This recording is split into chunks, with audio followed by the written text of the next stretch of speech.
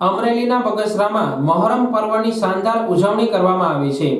મુસ્લિમ બિરાદરોએ કલાત્મક રજવાડી નકશીથી તાજિયાઓ બનાવ્યા હતા। તાજિયામાં માતમમાં શહેરમાં હિન્દુ મુસ્લિમની એકતા જોવા મળી હતી।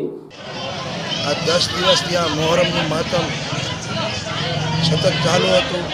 આખા બગસરામાં હરેક ઇલાકામાં ઠેક ઠેકાણે નિયાજ તેમજ શરબત અને આઈસ્ક્રીમના જેવા કે ભેળ ભજીયા જે પૂગે તેવા 10 દિવસ લગી સતત પ્રોગ્રામ ચાલુ થતા હતા।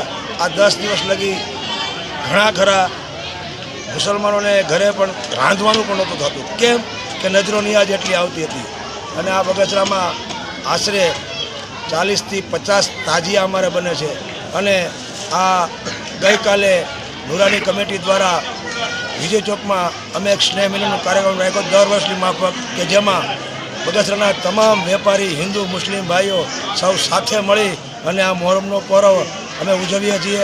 આજે જ્યારે આ છેલ્લા 2 દિવસ હોય ત્યારે બગસરાની નુરાની કમિટી, કરબલા કમિટી અને અનેક નામી અનામી કમિટીએ નજરો નિયાજ કરી અત્યારે આ ઇમામ કાલ રાતે ફેરાતા આજે આખો દિવસ ફરી વિજય ચોકમાં થઈ અને રાત્રે 10 વાગે કરબલાના મેદાનમાં એટલે કે નદીએ પહોંચી જશે।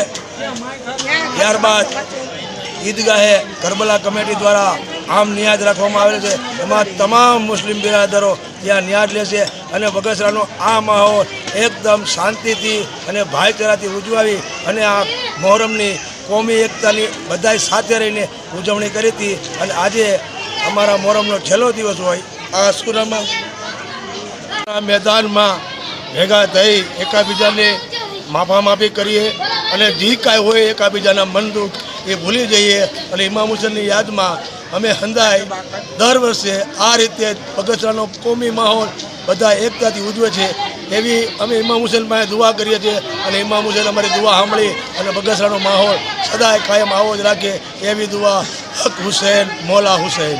ખાસ કરીને તાજિયાઓ બનાવી ઇમામ હુસેનની શહીદી ભર્યા દિવસની યાદો તાજી કરવામાં આવી હતી।